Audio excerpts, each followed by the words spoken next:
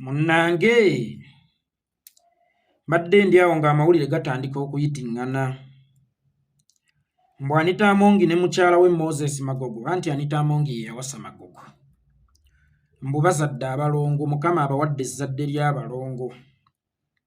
Ne ŋŋamba yii, Anita Among ye olubuto abadde alukuliza mu mutwe nga tetumulabangako ng'ali off, ng'olubuto terugejjangako. Maama newankubadde omuntu asiba olubuto, newadde omuntu asiba olubuto, olubuto terulinga ssente nti omuntu ne bw'aba ne ssente nga byenzibe asobola okubuzaabuzaako. Abadde alya muwogo era n'asigala ng'alya muwogo bwe yeesibira mu kisenge n'alya kanyama. Abadde alya ekimu wano mu public era asigala abalaga nti alya kimu eri mu kisenge ne yeesibirayo n'alya ku kyeggulo.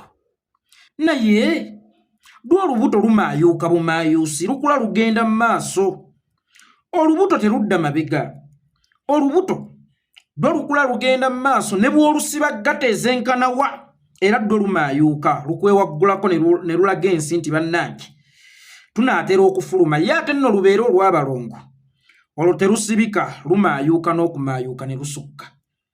Kano bwe bagambye mbu Anita Among azadde abalongo, ne ŋŋamba olubuto lwe ye abadde alukuliza mu mutwe, kuba gwe omutwe gwe gwendabye bulijjo gugejja. Abadde alukuliza mu sikiini, nga buli lukula nga sikiini eyongera okweyubula ng'ey'omusota. Abadde alukuza mu ngeri ki? Ebyo byonna nga bikyali awo, kale abantu bo basobola okusiba embuto munnange. Naye Anita Among ali mu myaka mwenna gye mumanyidde obulungi nti takyalwala musujja. Ntegeeza abantu bakulu, abaana abato mulindeko ebyammwe enfumba. Ffenna tukimanyidde ddala bulungi nti Anita Among takyalwala musujja. Kati omukyala atakyalwala musujja ajja atya ate okuba ng'afunye olubuto?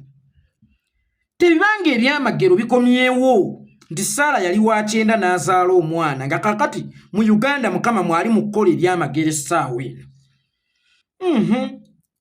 Bwe mbulidda gwe neesibako binziramu nembireka nensirika nga ye nfa ate binkwatirako ogwo.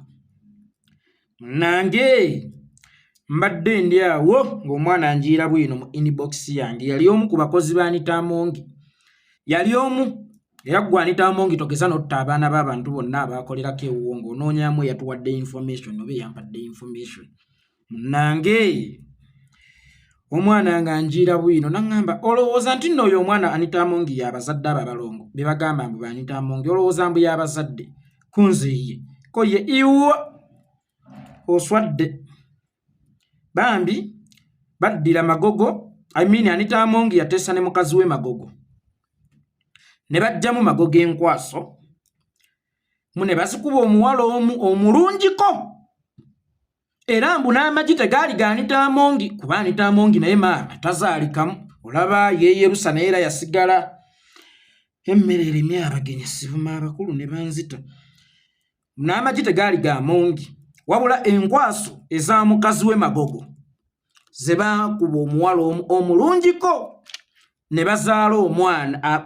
Omuwala oyo ne bagenda ku nkola artificial insemination. Artificial insemination. Ne bakuba omuwala enkwaso z'Amagogo era omuwala n'akuza olubuto. Kakati olumaze okuzaala, waba omanyi wabaawo enkola, muggo guba gwa Natema teguba gwa Nalonda. Kati nga bba w'Amagogo Anita Among yataddemu ssente ze zonna, bambi mukazi wattu nga bw'omanyi abakyala kale ababibibi ate abakuzeeko mu myaka nga bafunye abavubuka abatoototo mbu bagula obuganzi. Munnange omuggo guba gwa Natema si gwa Nalonda. Kyova olaba era balangiridde ne Paalamenti erangiridde nti Nankulu waffe azadde abalongo, naye nga ku balongo be boogerako temuliimu yadde ekisa n'eki ekya Anita Among. Talinawo waakaabidde nti abaana banzita, talinawo waakaabidde nti Magogo wanzita.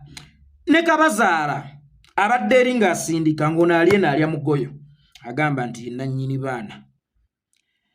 Ago nno si ge mawulire amakulu gendeese. Amawulire amakulu ewali okulya n'okukomba essowaani ge g'okuba nti omulongo omu Magobwe, omulongo omu mwana, omulala Magobwe. Wenjogera omulongo Magobwe ntegeeza omulongo eyewalula bazadde omwana n'omusota. naye mbeegayiridde temubyogera ne mundeetera obuzibu. Byebyo kuyozaayoza bweza nnyo Ssaalongo Moses abannaalongo kubanga ye mukazi.